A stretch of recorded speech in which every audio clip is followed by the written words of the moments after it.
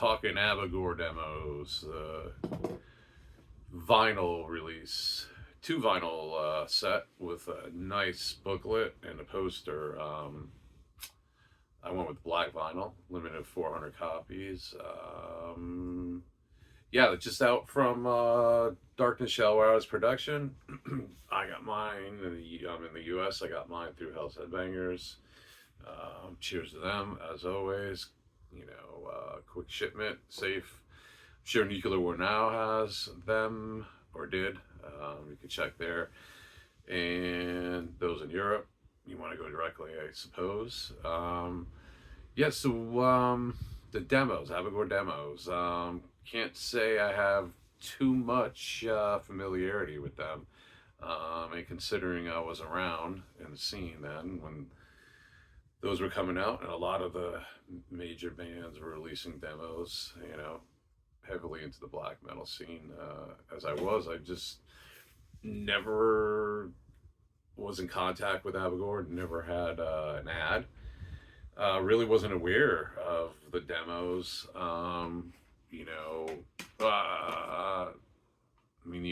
I had this Abigor promo 294, but this I got more recently. I found, and believe it or not, it was in a record store. But considering it was on this quality cassette, which is more modern, this was probably a bootleg somebody did, which, hey, that's cool. I'm happy to have it.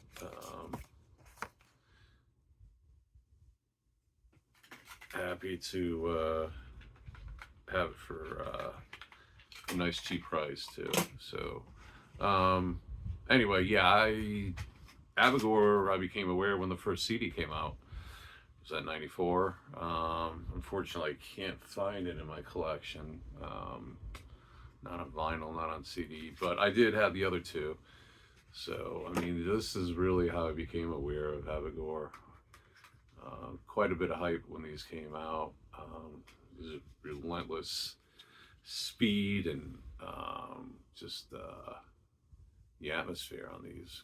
Great stuff. The classical music inspired riffing. And the number of riffs for black metal. Black metal album, black metal band. That is. Was pretty impressive too. That they actually were writing riffs, and phenomenal drumming, just blasting on all this. Great stuff. All right, let's get into the vinyl. Let's show it off.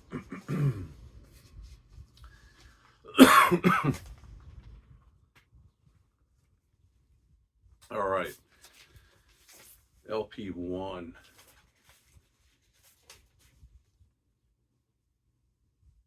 There we go, side A. Side A. All right. And that's actually, demo 2. There you go. It's just the way it just the way it had to be for the vinyl for, I get it, for space, because space limitations. This is the booklet, guys. I'll go through it again. I'll go through it and show you a couple pages. Long, lengthy interview, unfortunately, and it's not with PK. It's TT. And PK is no longer with us. RIP. That happened in he passed in October. All right, let's get on to side B, record 1. All right, and that is again. We'll go to the booklet here. That is the first demo. Go. Interesting enough, on that first track, "Dance of the Dead" intro, was actually actually influenced that influence. It was sampled from Dead Can Dance sample in it. It was pretty. It's pretty clever. I read on Metal Archives about somebody did a review of the demo, and they're like, they were bashing it. And again, I think these are remastered, so it depends on when you heard it. I thought it was pretty good, as was the second demo. Second demo, definitely better production. You could tell, definitely the groundwork laid for these in the first record. But somebody wrote, commenting on the first Abigor demo, the Ash Nazg, from October '93. He was, I assume it's a guy. He was saying he wrote better riffs and music when he was in a metalcore band. What the fuck? Are you serious? I'm glad I don't read a lot of Metal Archive shit, man. I was like, what the fuck? Are you kidding me? All right, anyway, let's go on to record 2. Record number 2. All right. And also, because demo 1, I should have pointed this out. Sorry, guys. Demo 1 was only 3 songs. I believe, let's see if I'm right. Yeah, the promo tape 294, which I had showed you, I own a copy of, and I'll show you from the booklet what I'm talking about. That's incorporated on record 2. I'm sorry, side 2 of record 1. Again, sorry guys, trying to trying to get everything in place and make sure everything, when I'm talking about, lining up. All right, let's go to second record, and we got the Moonrise. Let's get a picture of that so you can see what I'm talking about. Again, like all these demos, fairly, here we go. Fourth demo, 1994. I never had any of these, so Abigor, as far as demos goes and stuff like that. Yeah, I'm pretty naive. I'm learning as I'm going here. Never had them, So, all right, let's show that off. So, there we go. Moonrise album, fourth demo. Again, really good, musical compositions. Definitely their style, building on their style, which I was trying to. Maybe I'll find out more when I read that booklet. But I was looking through all the song titles that are on, all these releases, and can't find them on any of these CDs.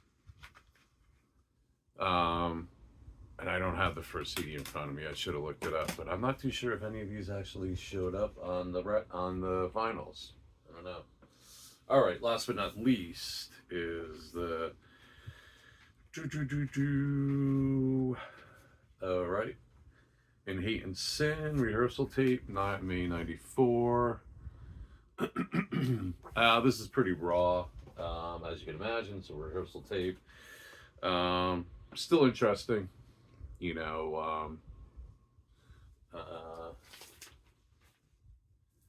probably nothing you're going to really listen to that often, but it's, I don't know, it's always interesting to hear bands stripped down, and working on tracks. All right, so there you have it. All that. That's the vinyl. I'll show the poster.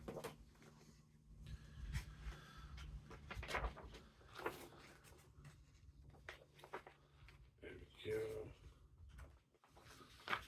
we go. Cool poster. There you go.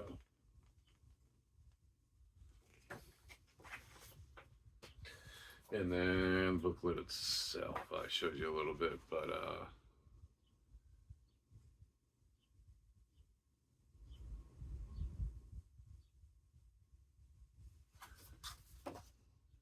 here you go. So pretty much, I read some of it. It's pretty much retelling of the origin, and it was with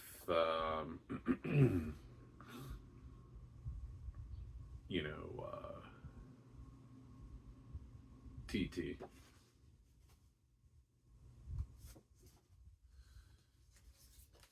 Interesting stuff of their beliefs, very occult, very satanic. How they would go around, in Austria and in the little villages around there, tracking down, legit, out of print, very old cult books and stuff like that, which formed the basis of the band, their belief, anti-Christian and stuff like that. So yeah, pretty cool so far. It's very, very in depth, the answers. So looking forward to finishing it. All right, there you go. All right, guys, that was it. Definitely recommended. I'm gonna end the video here. I'm gonna set up the turntable, and we'll hear a track from the first album 1, side A. All right. Thanks for watching, guys. Talk soon. Bye.